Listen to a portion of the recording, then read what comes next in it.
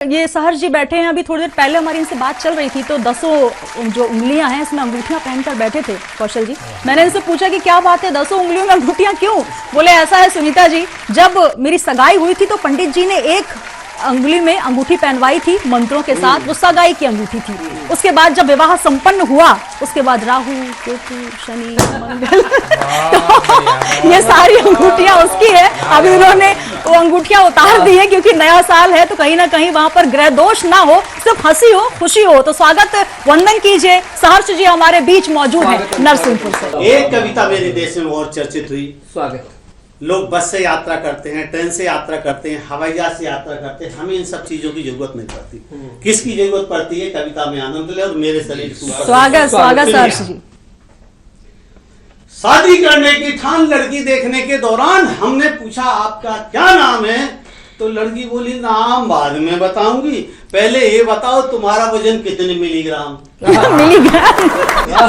हमने सोचा सुनीता जी हमने सोचा शादी तो इसी से होना है, इसलिए अभी से झंझट वाले कौन, हम रहे बिल्कुल मौन। उस समय की उस लड़की का यानी वर्तमान में मेरी श्रीमती का हमारी नजरों में फर्स्ट इंप्रेशन इस कदर चढ़ाओ कि शादी के बाद आज तक हमारा वजन 1 किलो भी नहीं बढ़ा। कभी कभार जीवन में आई बहार किसी हफ्ते हमारा वजन 1 किलो बढ़ा, बगैर बताए श्रीमती जी की नजरों में चढ़ा तो मैं फौरन उन्हें सफाई देने सामने डट गया, पर जैसे ही उन्होंने मुझे घूर कर देखा मेरा वजन 2 किलो घट गया। बचेगी गलत जगह बजा दिया। हमारी पत्नी मुकेश जी हमारी की बात कर, हमारी पत्नी खुद की आंखों में पट्टी बांधकर बच्चों को खेल खिलाती है, उन्हें पीठ पर बिठाकर गोल गोल घुमाती है। हम श्रीमती जी की आंखों में पट्टी बंधी पाकर बच्चों का साथ देते हैं और वजन कम होने से हम भी पीठ पर बैठने का आनंद उठा लेते हैं। भाभी जी सुन रही हैं। एक बार कवि सम्मेलन में हमें दिल्ली जाना था, भोपाल पहुंचकर वहां से हवाई जहाज मिलाना था, पर हमारी किस्मत फूट गई। भोपाल पहुंचने के पहले हवाई जहाज छूट गई। अचानक आंधी आई और हम उसकी कविता यहाँ से प्रारंभ होती। कौशल जी स्वागत। अचानक आंधी आई और हम उसके रुख के साथ मुड़ गए, हमारा वजन कम था इसलिए हाँ हवा के साथ दिल्ली की तरफ मुड़।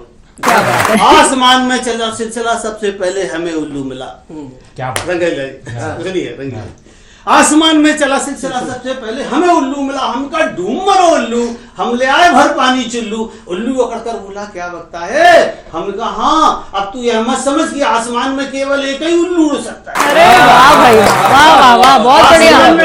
आसमान में हमें देखकर टिड्डी दल गिर गया, पास आकर बोला आज हमें टिड्डी दल का मरियल नेता मिल गया।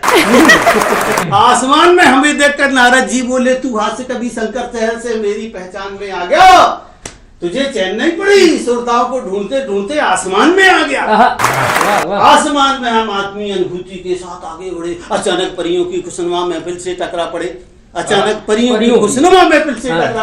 हमें देखकर पहली परी बोली दुनिया में जैसा कोई स्मार्ट नहीं होता, दुनिया में जैसा कोई स्मार्ट नहीं होता। दूसरी बोली पर ध्यान रखना ये बगैर किक का स्टार्ट नहीं होता। क्या बात है, बहुत बढ़िया शंकर जी। तीसरी बोली परियों को देखने आसमान में आता है। चौथी बोली इसकी मिसेस को फोन लगाओ, ये अपने आप को कुंवारा बताता है। पांचवी तैयार रहना। पांचवी बोली हवा में उड़ता है कैसा इंसान है। पांचवी बोली हवा में उड़ता है कैसा इंसान है। छठवीं बोली क्षमा मांग ले मसक रूप में पवन पुत्र हनुमान। हमने सोचा इन परियों के चक्कर में कौन पड़े, अचानक तेज हवा आ गई, हम कवि सम्मेलन की तरफ उड़े। आसमान में हमने तरह तरह का आनंद उठाया। सुनिए रंगीला, आसमान में हमने तरह तरह का आनंद उठाया। हमारी हवा यात्रा ने हमारा वजन कम होने से हवाई जहाज से भी पहले हमें दिल्ली पहुंचाया।